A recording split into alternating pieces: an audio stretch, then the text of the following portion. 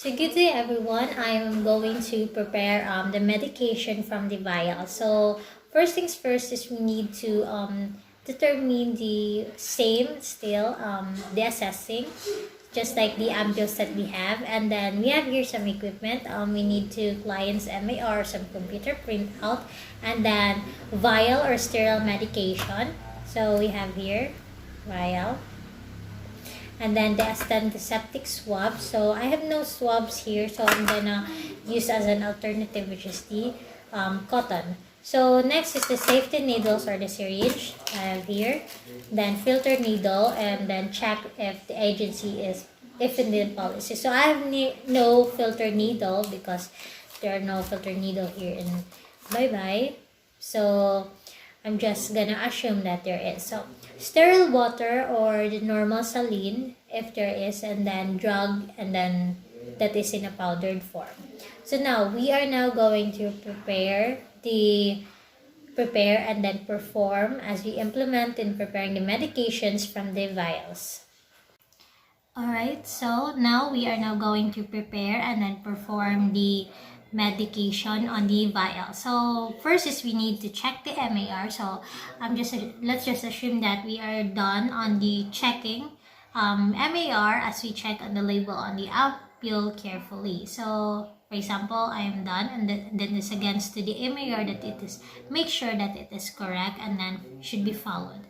Then now, next is we are going to follow some 3 checks for administering medications, that we are going to read the label on the medication and then where it is taken from the medication card before withdrawing the medication, and then after withdrawing the medication. So first things first is that where are the equipments, what is the equipments that we have. So I am done saying that as we planned it. So I have here the equipments that are ready for it.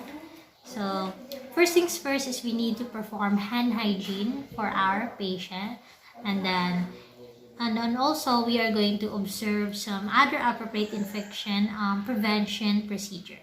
Next is we are going to prepare the medication vial for drug withdrawal, and then now we are going to mix the solution if it is necessary, where we are going to rotate the vial between the palms of the hands, not by shaking, but we are going to remove the protective cuff, which is here.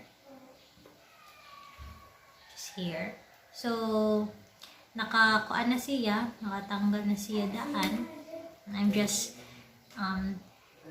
saying nga kaning mo ni siya ang cup sa kan nga kailangan tanggalon siya. Ay kuan na. So, that's it. Next is we are going to, as we previously opened the vial with the antiseptic wipe by rubbing in a circular motion. So, ato siya, kanan, isa-isahon pag-an. So, now, we're going to perform the hand hygiene first. And then,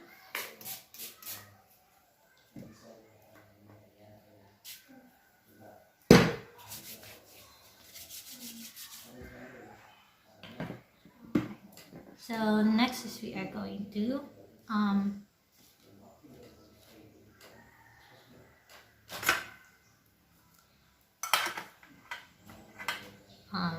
limpihan sa nato ang glove, mari ang cup.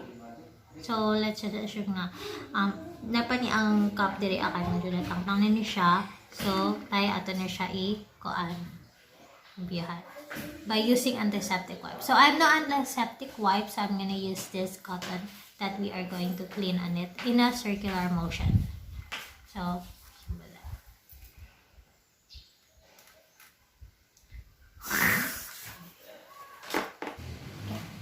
next, so I am done circulating motion to here. So next we're going to withdraw the medication that is attached to the filter needle, as the agency practices dictates to draw up and premix liquid medication from a multi-dose vial. So ensure that the needle is firmly attached to the syringe.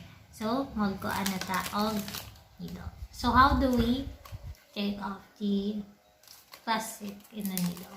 So just like this.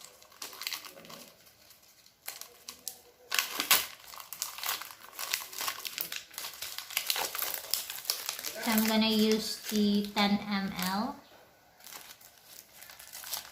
syringe, and then we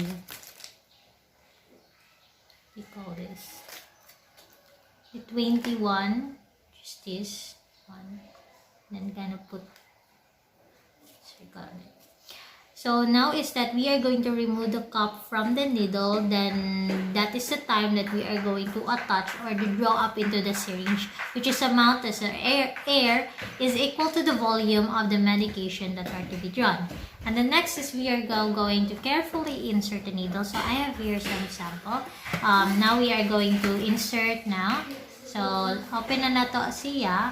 So open na nato siya, and then so we are going to carefully insert the needle into the upright vial through the center of the rubber cup, which is maintaining the sterility of the needle.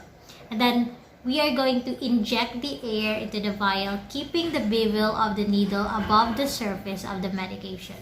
And then that is the time that we are going to withdraw the prescribed amount of the medication using the either of the following methods. So with this method, we could hold the vial down, which is the base lower than the top, which is going to move the needle to sip it, then avoid drawing up the last drop. Ano na siya? Ako na siya insert. So that's it. So next is we are going to hold the syringe and the vial to the eye level to determine that is correct dosage of the drug. So ano siya? That we are now going to draw onto the syringe. So as we eject the air, we are going to remain so in the correct of the volume. Bali 0.25 ml should be obtained on it. So kailangan 0.25 siya. So 0.25.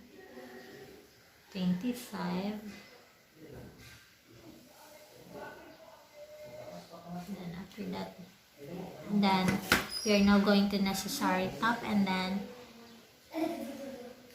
ito na siya ikon. So that's it now. Na siya 0.25 nangari adapit. So that's the time that we are going to verify, and then so mato siya ang pag-withdraw nato sa ampules, which is we are going to top the syringe barrel to dislodge any air bubbles that are present in the syringe. And then if giving an injection, so makita ninyo na adyo siya kanang bubbles kaganina as we dislodge the air of the present in the syringe. And then by giving it, if they are used with the regular safety needles, we are going to eject the air from the new needle and verify correct medications that we use. Next is we are going to read the manufacturer's direction, and then withdraw an equivalent amount of the air from the vial before adding the diluent, which is used as an otherwise method.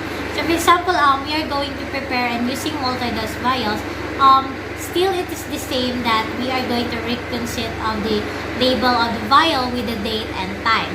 So for example, another vial and another vial, because we are going to determine a multi-dose. So same ra gyapon siya nasa ibabaw, and then i-insert na nimo ang needle, and then at this time that tapos i-invert nimo, and na siya mo ko ano siya bubbles na mo. So after that,